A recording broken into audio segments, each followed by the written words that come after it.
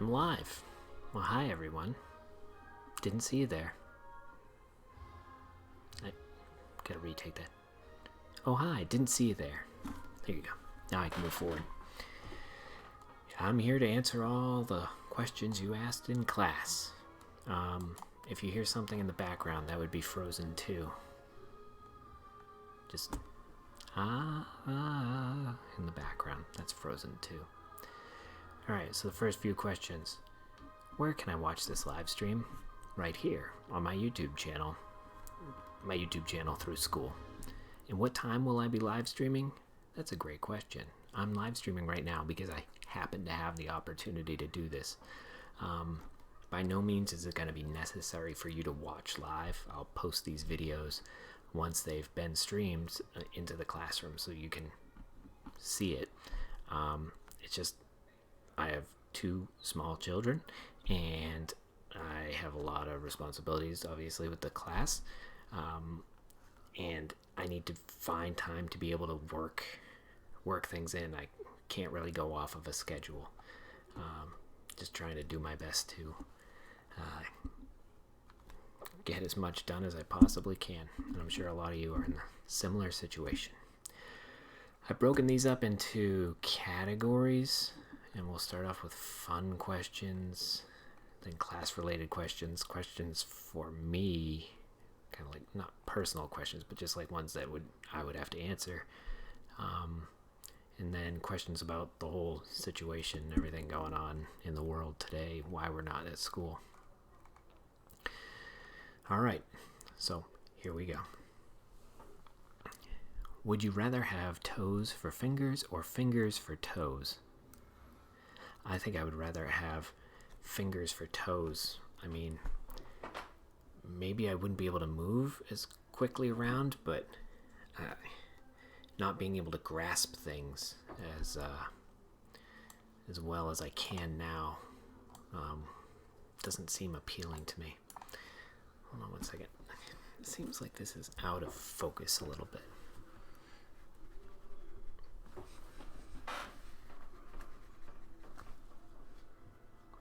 Oh yes, I do have a light on right here.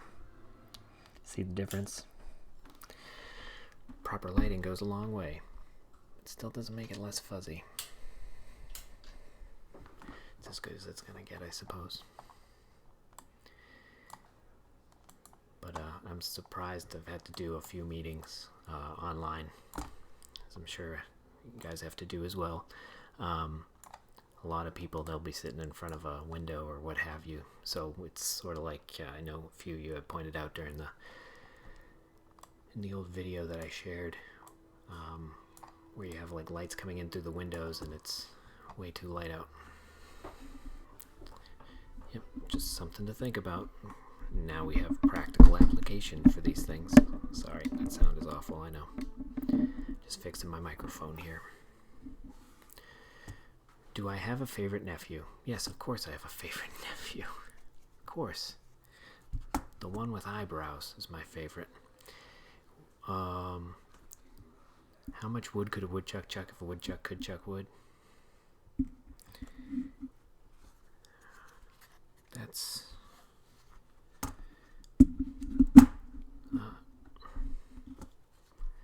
not a lot. You seen these woodchucks? They're not big. Would you rather spend one life that lasted 1,000 years or 10 lives that lasted 100 years each? One life, 1,000 years. Though the Doctor Who aspect of the 10 lives for 100 years, there's something to be said for that. If you had a choice to be any type of animal in the entire world, what would that animal be? Anything but an aye, A-Y-E, A-Y-E, the most terrifying thing in the world.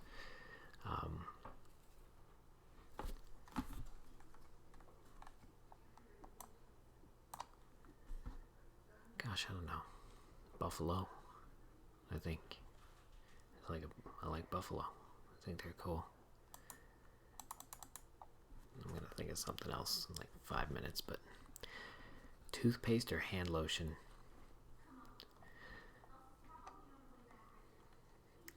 It's gonna be toothpaste because I'd rather have I do have eczema on my hands, so they get really dry and that's not good. But better that than death breath. Ugh. So definitely with toothpaste over hand lotion. Does pineapple belong on pizza? Yes, of course. Absolutely. Mopsy's Kahlua pork pie, but it's a pizza from Flatbread. Fantastic. But pineapple absolutely belongs on pizza. If you could swap lives with one of your kids for a day, which one would it be and what would you do? Oh.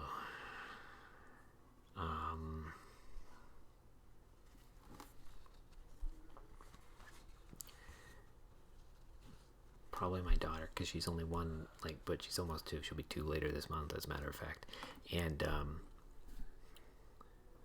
just because I can sort of remember 3, 4, or I guess I think I can remember 3, 4 where my son's at. So in that case, yeah, just trying to remember what was life like before you could really actually remember anything. Yeah. Would you rather be blind and have super hearing or be deaf and have super vision? Oh, that's a good one.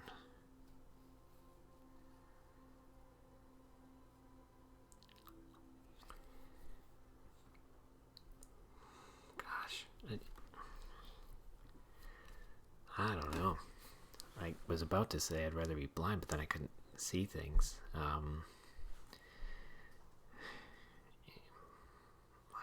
I'm going to have to go with not be able to hear anything but have supervision. That, though it's not a very, neither would be a very good option.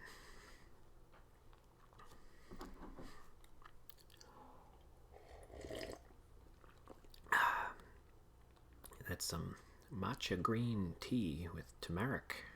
Turmeric? Turmeric.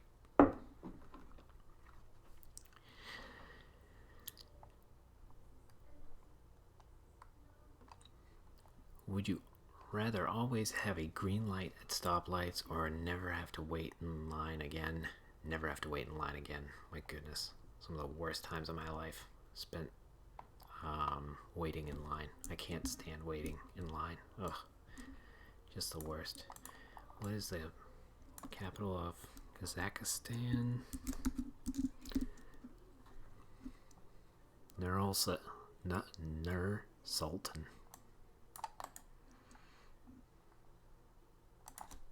Nur Sultan. That's how you pronounce it. I'll play it again just because why not? Nur Sultan. There you go.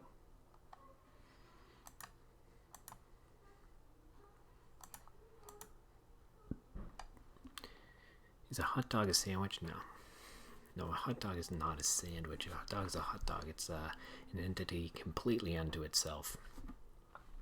Sandwich is 2 pieces of bread. You put them together with whatever in the middle. Hot dog, it's well, you all know what a hot dog is, and it's on a bun. Completely different. Is a hamburger a sandwich? Yeah, I mean, technically you get the bread. So, it's a good question, though. I mean, they're all good questions, I shouldn't point out. Just one or two. What is the weight of 45.7 kilograms? What is the weight of a 45.7 kilogram rock in newtons?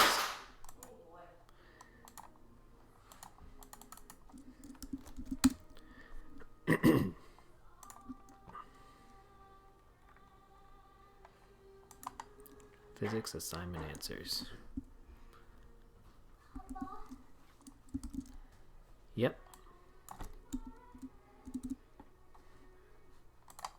This is a physics question.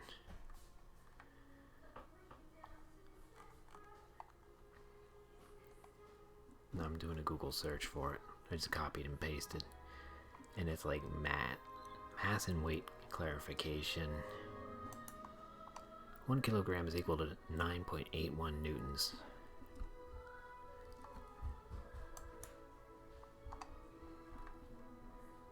No, I just want something to do it for me. I don't want to have to do it myself. There's a calculator out there. So, kilogram to newton.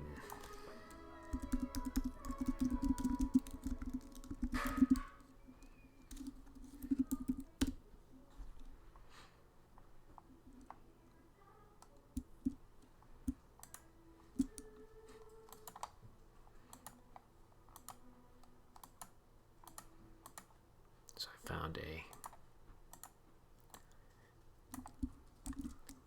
calculator. It's 448.163905. Internet man. This last one I didn't really understand. Have you made any full games?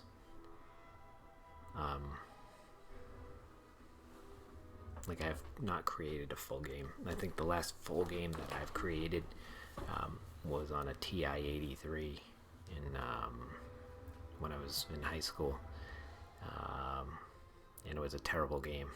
I didn't even create the whole thing. I took most of it. Oh, okay. That's my computer taking off. All right, so that's the fun questions. Let's get to some of the class questions. Ones I thought were kind of pertinent towards video production. Is Final Cut Pro the only editing software you have used? No, it's not. If not, which other ones have you used? iMovie. First thing I started off using was Adobe Premiere, and then when I was working in television, we used Avid. And the reason we used Avid in television was the station had made a huge monetary commitment to use Avid, so they're not going to go back after having spent lots of money on getting Avid. They're not going to go back and say, hey, we got to get this next new thing. So the nice thing about any of those, except for maybe iMovie, you can change preferences and they can act like however you want them to act. I personally just prefer Final Cut Pro, and I always have. Once I started using it, just kind of made sense for me. But I know a lot of people use Adobe Premiere, and that's really good with After Effects. But there's also DaVinci Resolve, which is a newer one, and I think it's pretty much free. Have you ever edited effects like the ones used in the Come music video? That was a good one by Jane. Great video. For example, making it look like somebody has 8 arms and a multiple person in the same frame.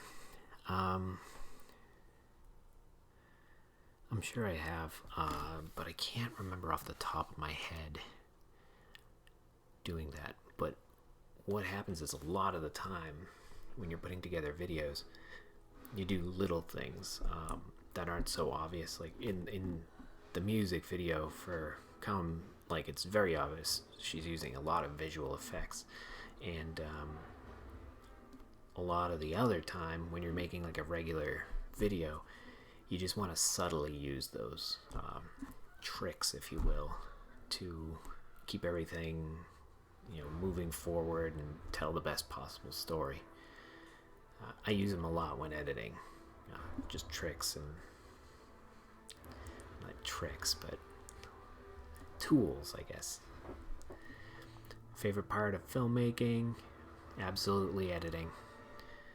I can take anything in Final Cut Pro and editing in general. Take anything. You could go out, film out an entire romantic comedy, and through editing I could turn it into a horror movie. That's what I love about editing.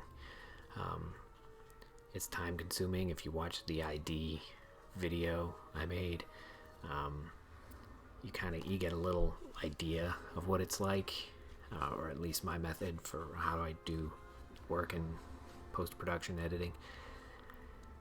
But it's very fulfilling to me personally.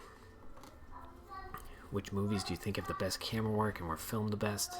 Shawshank Redemption always sticks out to me as being a really well filmed movie.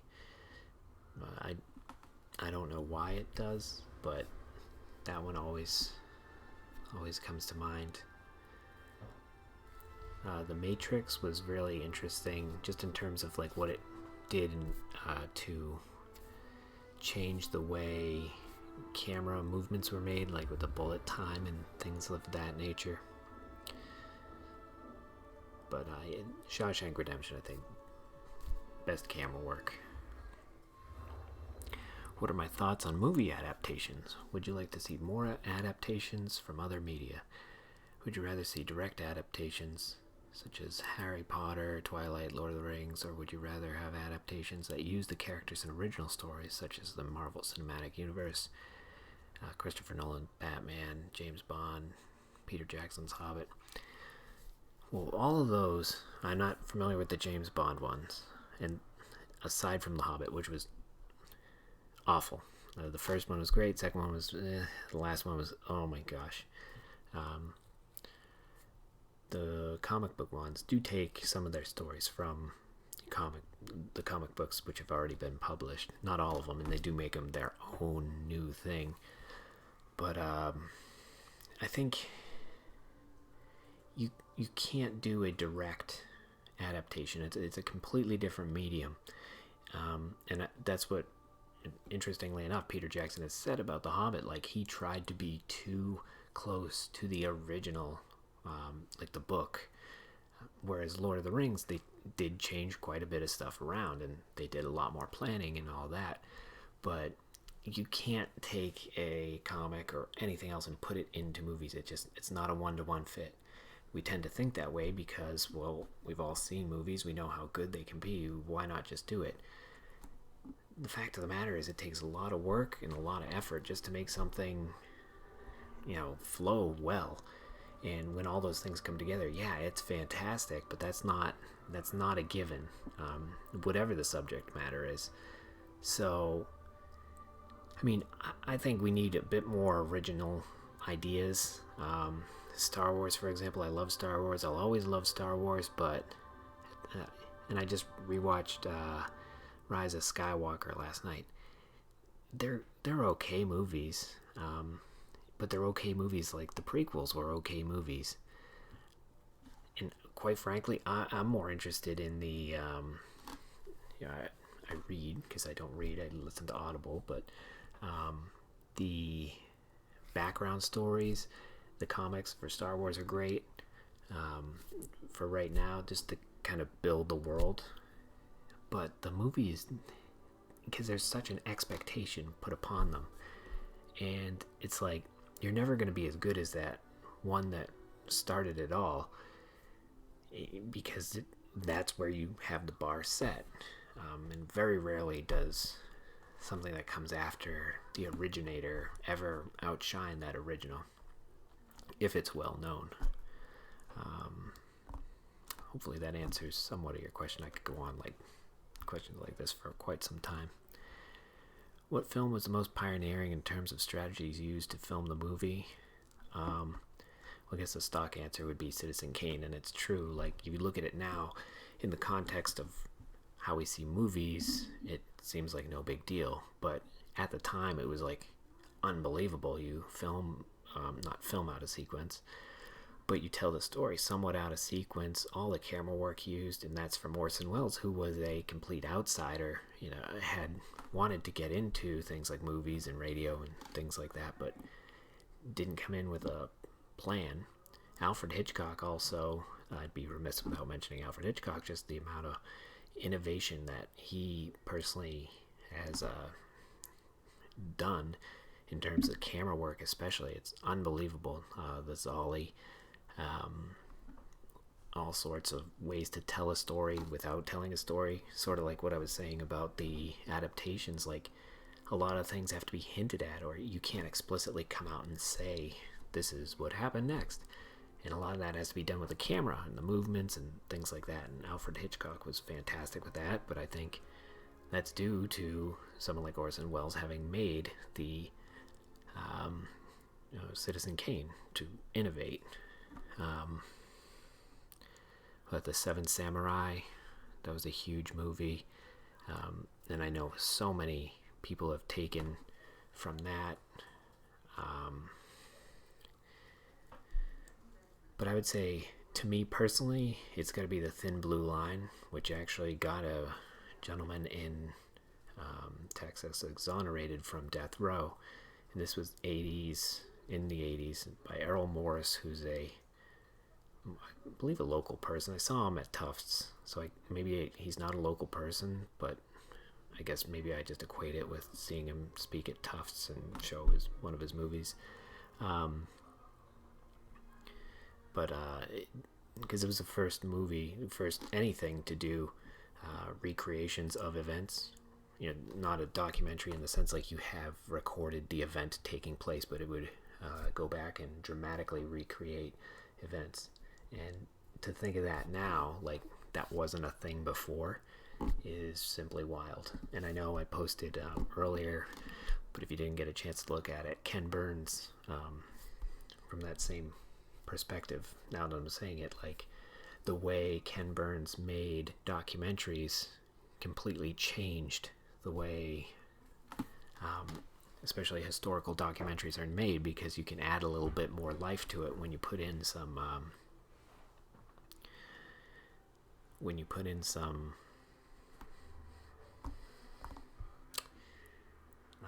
like background music, a little bit of camera movement, which would become known as the Ken Burns effect. Kurosawa made The Seventh Samurai. I was trying to think of that when I said Seven Samurai. It's Kurosawa. I didn't look that up. I remembered it. Those questions were fantastic. All the questions were fantastic. Alright, so one specifically for me. What's my favorite color? Green. Varying shades, I suppose. The older I get, the darker the shade of green I like. What have you been doing to pass the time? Friends, yeah. You might get a different view of what life is like for me right now, because you see this part.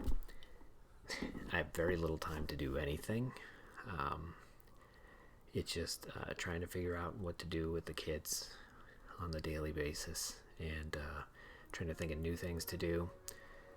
The past couple days before today's not so bad, but when it's sunny out, that's a big help. But when it's not sunny and the weather's not good, it is difficult, because they're not at a point where I can ask them, hey, go do something else for a while. It's need constant supervision and all that. And my wife's also in education, but more so special education, and not in the Pawtucket district, so we just have to schedule out when we have time and opportunity to do stuff like this as best we can. But as I said at the beginning, that stuff, it's difficult to pull off, because you can make all the schedules you want, but if someone's not happy or something doesn't go the right way, which it never really does, what are you gonna do? Why did I stop watching wrestling? Gosh. I think, and if you're not familiar with wrestling, it's a great Bob Costas quote, actually from Ken Burns Baseball, where he talks about how Bob Costas, that is, talks about how baseball has been a part of his life since he was a little kid. Oh, hello. Bob Costas talks about how baseball has been part of his life ever since he was a little kid. I feel the same way with wrestling, for better or worse, because I don't remember watching football, baseball, anything else as a kid. I do remember watching wrestling. So I've always been a fan, and I love the, not like the idea that you're not actually trying to hurt the other person, but it's all a performance. I think is just really cool, because you're also trying to tell a story, and the characters, and like trying to get a reaction out of people. Like trying to be an evil manager or something like that to get people to really have a visceral dislike for you. I would say that during the era of like 2000, right before 2096 to 2002, I watched all the time, and that was so. The wrestling world was so like there was a competition there between two separate companies, so they were like all hands on deck doing like a ton of stuff that comparatively, once that sort of ended in, well, I guess, was it 2000? Like, watched for a couple more years, but then I would like keep up with it to some extent and to some degree, but no longer was I tuning in weekly to wrestling events. So I think it's just a result of I was a big fan during a time where it was like super intense, and now there's no way to keep up that intensity just because there's essentially, well, there's two wrestling companies now, but there's only one real one, and it's billion-dollar corporation. What is a life dream that you haven't accomplished yet but you're working towards? That's incredibly insightful. I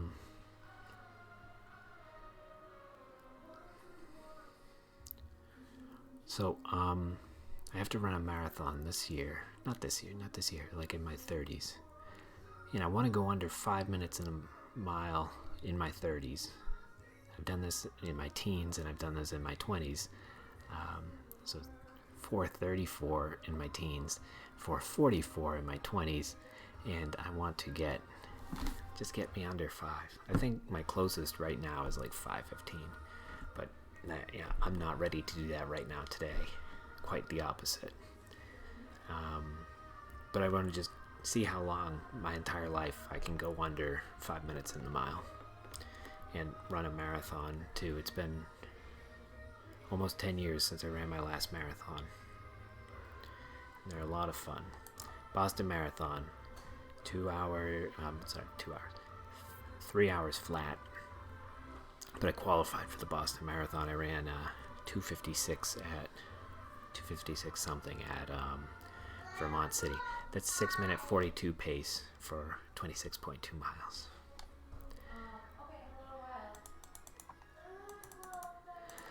What is my favorite movie? Lebowski. It's not an appropriate movie for people who are not with adults, but it's my favorite movie.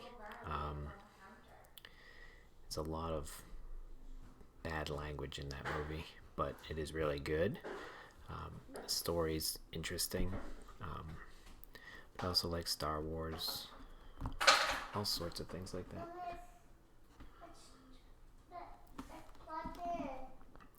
The Prestige is really good.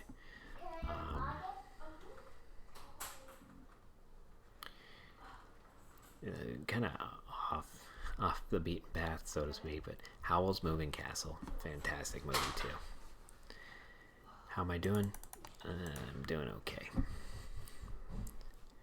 It's a difficult situation for me, and I'm sure for you guys, so I'm just doing my best. What's my favorite band? Gosh.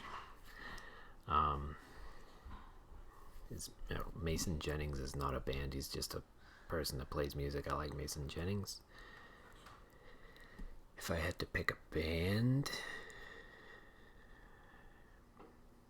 AC/DC. Love AC/DC.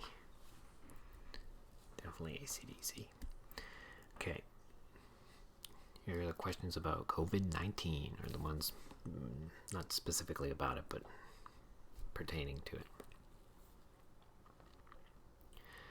How are the kids handling all of this? They're fine. It's interesting because they're so young. They don't know it's not normal. We do, or not every day, but try to do it at 11 o'clock. Their daycare does do a meet where they can dance and sing, and they like to see their friends, but it's difficult.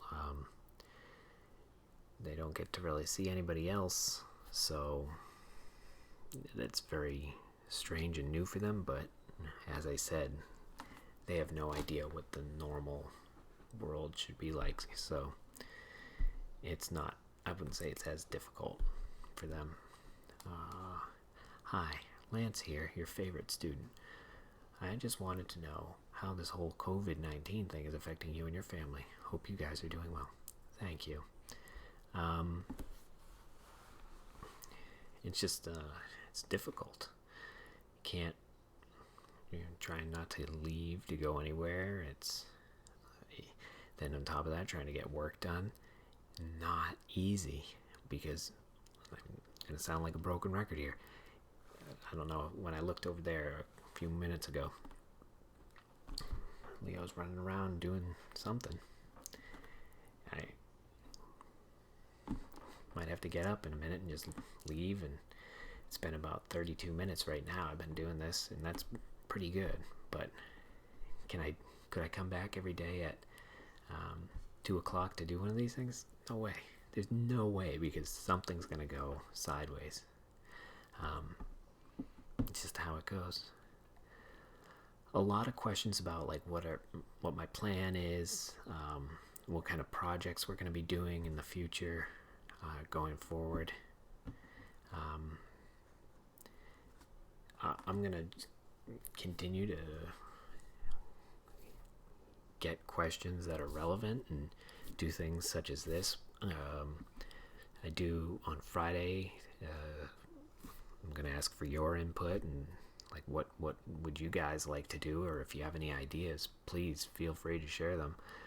A couple ideas I do have, like trying to get everyone to do like a 10-second update of what's going on with you, but then put them all together. I think that'd be pretty neat if we could do it. But try to like, plus this is a elective class. I don't have, it's all project-based work. If we were in school, it's not like I have a bunch of worksheets or things like that to give you guys. So this is a huge challenge, but I can still for me, I should say for me, it's a huge challenge, because I got to figure out ways to kind of get you guys to think about the things I'd like for you to think about in terms of communication. But in other ways, when we have to do things like this, it actually brings a lot of focus to that, because you kind of realize how much more important it is to be good at communicating through many different means, not just face to face, but like, and this is pretty decent, but like when I'm typing stuff on in the classroom, I hope you can see like I'm trying to be as blatant as possible, or if I'm not being as blatant as possible, it's as senseless as possible, and that's deliberate, because lest you forget, or lest you think I'm saying something sarcastically and you can't tell, if I'm going to say something sarcastic and I'm going to type it down, it's going to be way over the top, because then you will hopefully realize that it was way over the top and I was being sarcastic. But it's it's the situation we're in. So those are my ideas, and trying to make it as fulfilling as possible. That's one of the worst things about this to me, is I know we're going to miss out on a lot of work that you guys would have done in class normally, and that stinks, because the way I've done class up to this point, we were just, for the video 1 people especially, we were just kind of getting into it in terms of like going to film our own stuff, and then we got to stop. And the same thing with video 2 in terms of starting to really get what you're doing. You had just gotten into your new groups, which I assigned, but I think those groups were going to be a stepping stone to do some more awesome stuff. Like, I feel like seeing in what you guys were doing and who I thought you would work best with. So, that's difficult to have to let go, because when you have students making great stuff, it makes everything easier, because then I can show that as an example. When will things be back to normal? And do you think then another question was, do you think we'll go back to school? I don't know. It's I think California, they're not going back to school. And I mean, if we go back to school, that will significantly move forward. What are we, when we're going to get back to normal? But I would guess if we go back to school, it'd be really late. And it just, I guess it all depends on the numbers. The thing that's most striking to me about this whole situation is there's no real plan, and I guess the people who are in charge in the government, like on, not talking like federal government or whatever, but like on every level of the government, it's like they're waiting for information to come in, and then I feel like they also have to make the decision, like, whose information do you want to take and use, because I'm sure there's all sorts of different types of information out there. That's a difficult situation to be in, but I think that's what's going to dictate if we go back or not. I personally hope we do, but that's just me. But I think things will get back to normal. Not completely the same, but normal. Yeah, it's a pandemic. What else can you say? It's a crisis situation. What we can do is the best we can do, and that's how I feel anyway. And the final question. Many people are saying the coronavirus will have lasting effects on life after the pandemic is quelled. Do you think this is true, or just a case of people overreacting? Normally, I would say it's a case of people overreacting, but I'll use a specific example. How are we going to say next year, early April, there's a snowstorm? Are we not going to go to school, and is that day not going to count? There's no way there's going to be no more. There's not going to be any more snow days, in my opinion, in terms of and that's a lasting effect. Everyone in education, student, teacher, everyone has to adapt right now to this type of learning, remote learning. Am I even allowed to call it learning, or whatever it's supposed to be? They have to adapt to it right now. So how are you going to say next year, well, we can't have school this day and let's not count it? I feel like next year there's not going to be any snow days. It's going to be sort of like the alternative learning day, but with the added benefit that everyone will have experienced it to a much greater degree, and we'll all be hopefully very thankful that we don't have such an extended amount of time where we're going to be away from each other and school. So in that regard, I think it's going to have lasting effects, certainly. All right, so I'm at almost 40 minutes of talking. I really appreciate the questions. I loved seeing them all come in, and hearing from you guys is great. As we move forward, I'll try and do more stuff like this. But like I said, if you have any ideas or questions or anything, please feel free to send me a message. You can send me an email. Many people have sent me an email or a private message just through Classroom. Happy to get back to you, and I'll get back to you very likely very soon after you have asked the question. So feel free to do that. And yeah, that's about it. Thanks